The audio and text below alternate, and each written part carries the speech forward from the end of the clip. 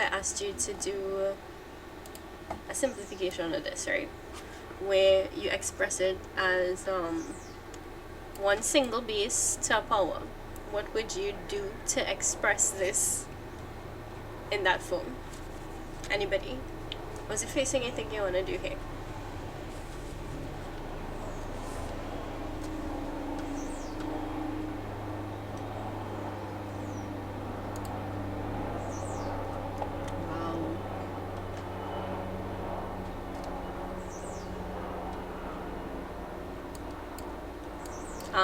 They all have the same basis, yeah.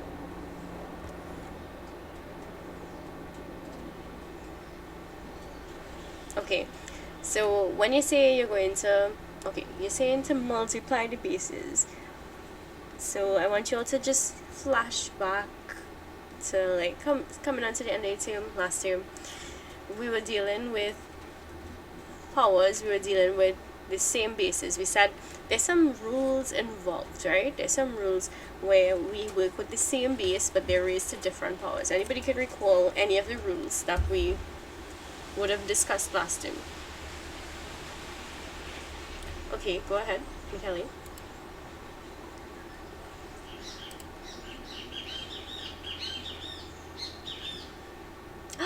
There we go. That's it. Very good. So just to recap, if we have the same bases, like she said, so let's say we had a to the x by a to the y,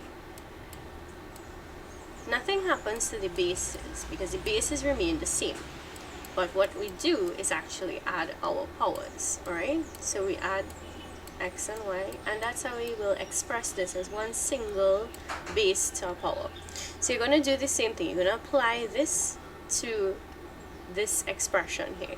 What would we do now? If we know they all have the same bases, what will we do from here?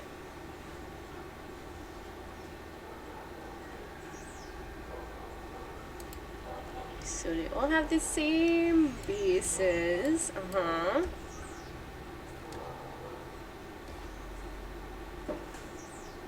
Look at this. We just said if they have the same bases, we have to add the powers. So can anybody tell me, what do you think you're gonna get? We have the same base. We're going to add the powers. So somebody just tell me what you'll have in the power of this result. Okay, so somebody's saying 2. How did you all get 2?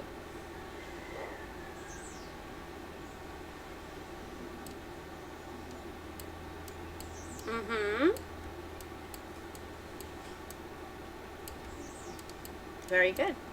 So simple as that. Once we know how to do our directed numbers, we'll be just fine. So 5 minus 6 will leave me with -1, and then -1 plus 3 will give me a +2, and you're good to go. There we go. Alright? So remember, when you're dealing with indices, you need to recall the laws of indices, all those rules that we would have discussed last time, and you also need to be very familiar with things like directed numbers to be able to simplify them with ease. So we're going to look at another one now. Let's say I gave you all something looking like this. So let's say we have 8 to the power of 3. Wow, Rex.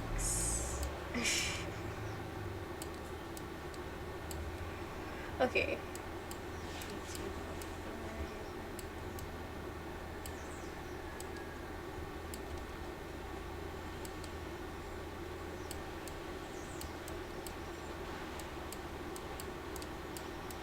What will we do for this one?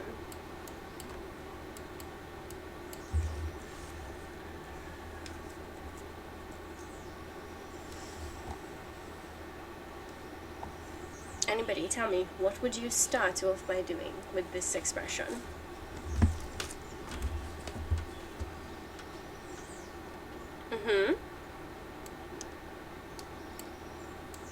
There we go.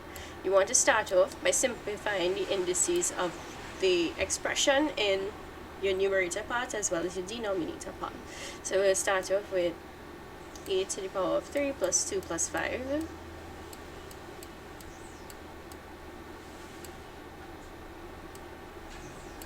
and then e to the power of 7 plus 4. So when we add those up and simplify it, we get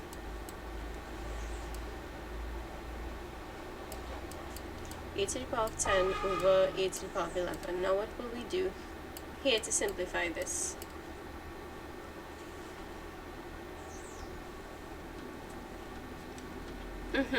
That's it.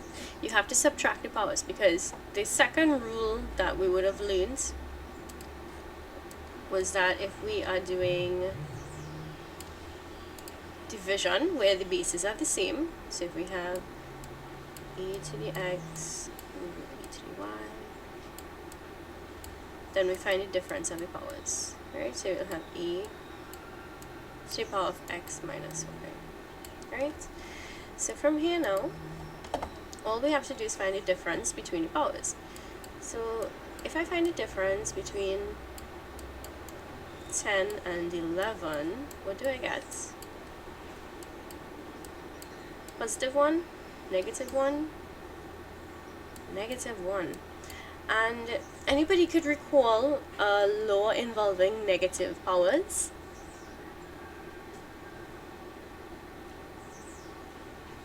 There you go. You'll express it as the reciprocal. So you do 1 over 8. Right?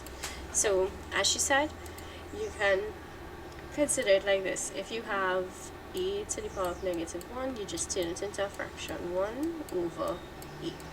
Alright? So, those are two of the simple cases. We're going to take a look at some involving